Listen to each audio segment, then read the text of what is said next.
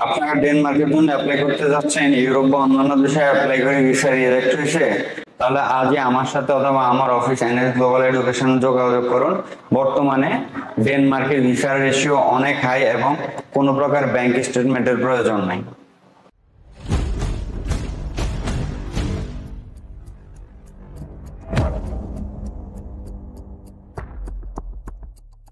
আসসালামু আলাইকুম, সবাই কেমন আছেন? আশা করি সবাই আল্লাহর রহমতে ভালো আছেন। আমি আপনাদের দোয়া এবং আল্লাহর অশেষ রহমতে ভালো আছি।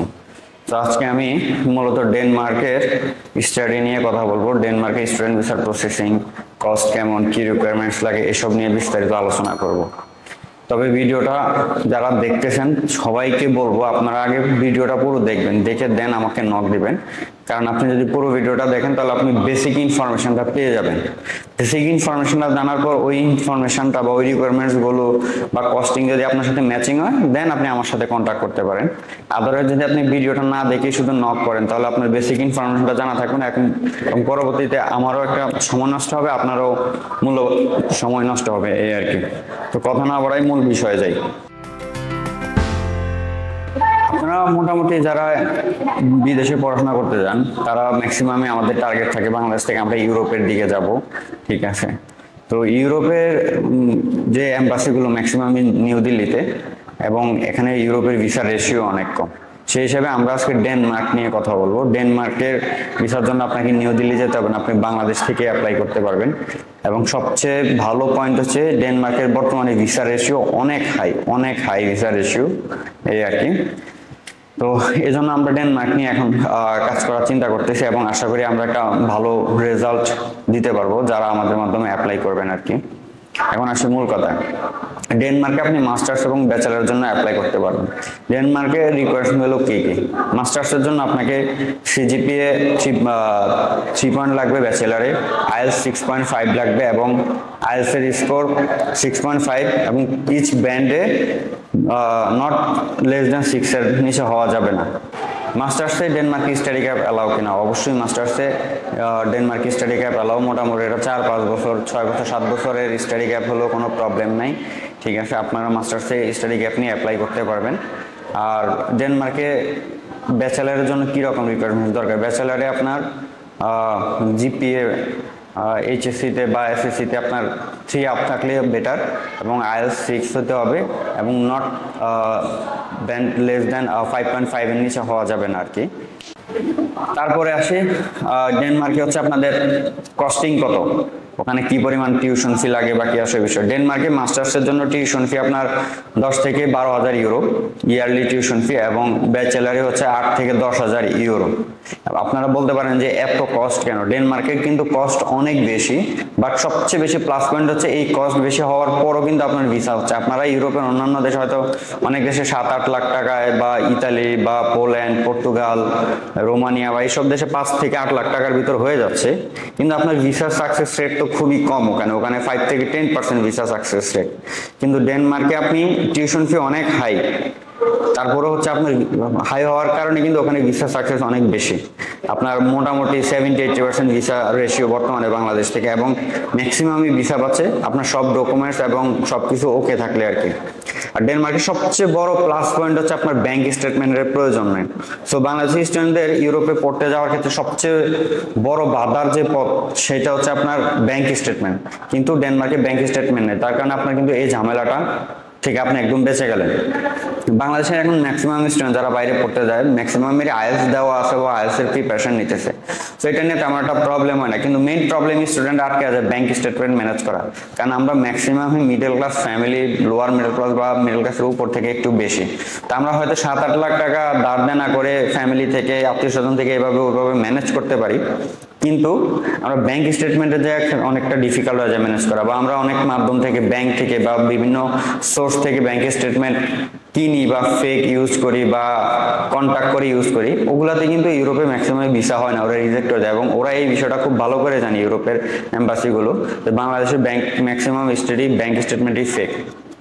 সেই দিক থেকে আপনারা কিন্তু বেঁচে গেলেন। আপনার হচ্ছে ডেনমার্কে ব্যাংক স্টেটমেন্টের প্রয়োজন হচ্ছে না, তাহলে কি হচ্ছে আপনি সবচেয়ে বড় ঝামেলাটা থেকে বেঁচে গেলেন, এবং ভিসা মানে রিজেক্ট হওয়ার তেমন কোনো সম্ভাবনাই নেই আপনার বেসিক যে ইনফরমেশন গুলো বা বেসিক যে রিকোয়ারমেন্টস গুলো যদি ওকে থাকে আর কি। ডেনমার্কে আরেকটা সবচেয়ে বড় প্লাস পয়েন্ট হচ্ছে আপনি স্টাডির পাশাপাশি জব করতে পারবেন, অর্থাৎ ওয়ার্ক পারমিট দিয়ে দেয় তারা। পড়াশোনার পাশাপাশি স্টুডেন্টকে জবের জন্য ওয়ার্ক পারমিট দিয়ে দেয়, সেটা উইকলি হচ্ছে 25 আওয়ার্স। আপনারা চাইলে সেটা বাড়ায়া করতে পারবেন, সেটা হয়তো অনেকে 30 ঘন্টা 35 ঘন্টা করতে পারে। এবং ভ্যাকেশন টাইমে আপনার কোনো ধরাবাঁধা নিয়ম নাই, কোনো সীমাবদ্ধ টাইম নেই, আপনি আনলিমিটেড, অর্থাৎ আনলিমিটেড আপনার যখন সেমিস্টার ব্রেক থাকবে, ভ্যাকেশন থাকবে, তখন আপনি আনলিমিটেড জব করতে পারবেন। আর হচ্ছে সেমিস্টার কন্টিনিউ অবস্থা হচ্ছে আপনি 25 আওয়ার্স ওয়ার্ক পারমিট দেওয়া থাকবে গভর্নমেন্ট থেকে, এর বাইরেও আপনি জব করতে পারবেন, প্রবলেম নেই। এবং সবচেয়ে বড় প্লাস পয়েন্ট হচ্ছে ডেনমার্কে আপনি খুব দ্রুত সেটেল হতে পারবেন, আপনি সেখানে রেসিডেন্সটা খুব দ্রুত পেয়ে যাবেন এবং পিআর এর জন্য পরবর্তীতে আবেদন করতে পারবেন। ডেনমার্কে অ্যাপ্লাইয়ের জন্য আপনার কি কি ডকুমেন্টস লাগতে পারে? ডেনমার্কে অ্যাপ্লাইয়ের জন্য আপনার একটা ভ্যালিড পাসপোর্ট, আপনার একাডেমিক ডকুমেন্টস, সেগুলো নোটারি এবং অ্যাটাস্টেশন লাগবে ফরেন মিনিস্ট্রি, এডুকেশন মিনিস্ট্রি থেকে, ঠিক আছে? এগুলো হচ্ছে ভিসা অ্যাপ্লিকেশন করার সময়। আর তার আগে আপনি বেসিক ডকুমেন্টস দিয়েই, আপনার এগুলো দিয়ে ইংলিশে করা থাকে, বাংলাদেশের ম্যাক্সিমাম ডকুমেন্টস ইংলিশে করা আছে, তো আপনি খুব দ্রুত সময় অ্যাপ্লাই করতে পারবেন। ভিডিওটা আমি খুব বেশি বড় করবো না, খুব সংক্ষিপ্ত আপনাদেরকে বেসিক ইনফরমেশনটা দেওয়ার জন্য চেষ্টা করছি। তো আমি এখন এই যে কথাগুলো বললাম এগুলো গুছিয়ে আমি একটু সামারি আকারে বলবো।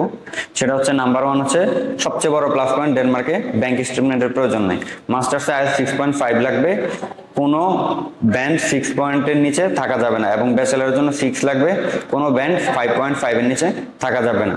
মাস্টার্সে আপনার অ্যাপ্লাই করার জন্য আপনার ব্যাচেলারের সিজিপিএ 3 পয়েন্ট এর উপরে হতে হবে, এবং যারা ব্যাচেলারে অ্যাপ্লাই করবেন তাদের জন্য হচ্ছে আপনার জিপিএ 3 পয়েন্টের উপরে, অর্থাৎ এইচএসসিতে 3 পয়েন্টের উপরে থাকতে হবে।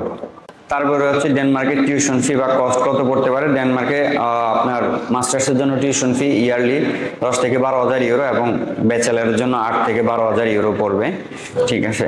সো আপনার একটা স্টুডেন্টের টোটাল বাংলাদেশ থেকে যেতে ভিসা প্রসেসিং, অ্যাপ্লিকেশন ফি, এটা সেটা সব মিলে খরচ আপনার মাস্টার্সের জন্য 13 থেকে 14 লাখ টাকা ধরে রাখেন, এবং ব্যাচেলারের জন্য 10 থেকে 12 লাখ টাকা খরচ যেতে পারে।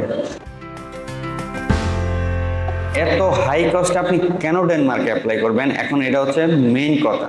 মেইন কথা হচ্ছে বাংলাদেশ থেকে ইউরোপের বা অন্যান্য দেশের ভিসা রেশিও খুবই কম। আপনি সেখানে হয়তো 7-8 লাখ টাকা খরচ করে যাইতে পারতেছেন, বাট আপনার ভিসা সাকসেস হওয়ার সম্ভাবনা নাই, সম্ভাবনা খুবই কম। সো আপনি যদি ভিসা না পান, ইন কেস আনলাকিলি যদি ভিসা না পান, তাহলে আপনার কিন্তু একটা ভিসা প্রসেসিং করে খরচ কিন্তু 1-2 লাখ টাকা হয়ে যায়। তার মানে আপনার 1-2 লাখ টাকা লস হওয়ার সম্ভাবনা আছে। কিন্তু ডেনমার্কে আপনার ভিসা রিজেক্ট হওয়ার সম্ভাবনা খুবই কম, লস হওয়ার সম্ভাবনা নাই। আপনার হয়তো 10-12 লাখ টাকা খরচ হচ্ছে, কিন্তু আপনি মোটামুটি 100% বা 90% শিওর থাকতে পারেন যে আপনার ভিসা হচ্ছে। আর আমরা হচ্ছে ডকুমেন্ট দেখলেই বলতে পারবো যে এই ভিসাটা হবে নাকি হবে না। যেটা হবে না সেটাকে আমরা প্রপারলি সেই ডকুমেন্টস গুছিয়ে নিয়ে আসতে বলবো, বা আমরা করে দেওয়ার চেষ্টা করবো। আজকের ভিডিও পর্যন্তই। পরবর্তীতে ডেনমার্কে আমি বিস্তারিত আরো ভিডিও দিব। আপনারা অনেকে আমাকে হয়তো চিনেন জানেন, বিশেষ করে যারা মালয়েশিয়াতে অ্যাপ্লাই করেন বা অ্যাপ্লাই করতেছেন, তারা অনেকে জানেন যে আমি দীর্ঘদিন ধরে মালয়েশিয়ায় থাকি। মালয়েশিয়ার সিটি ইউনিভার্সিটি থেকে ব্যাচেলার কমপ্লিট করে বর্তমানে মাস্টার্স করতেছি। সো আপনারা যারা ডেনমার্কের জন্য অ্যাপ্লাই করতে চান তারা সরাসরি আমার সাথে যোগাযোগ করতে পারেন, অথবা আমার অফিস ঢাকা এনএস গ্লোবাল এডুকেশনে যোগাযোগ করতে পারেন। আমি আমার অফিসের অ্যাড্রেস, কন্ট্যাক্ট নাম্বার, আমার কন্ট্যাক্ট নাম্বার প্লাস হচ্ছে আমার ফেসবুক আইডি এই ভিডিও ডিসক্রিপশনে দিয়ে দিব। আপনারা চাইলে যে কেউ আমার সাথে যোগাযোগ করতে পারেন, অথবা সরাসরি আমার অফিসে এসে কথা বলতে পারেন। তো ডেনমার্কের ভিডিও নিয়ে আজকে এই পর্যন্ত। পরবর্তীতে আমি খুব রিসেন্টলি আবার আরেকটা ভিডিও নিয়ে আসবো। আজকে এই পর্যন্ত, আল্লাহ হাফেজ।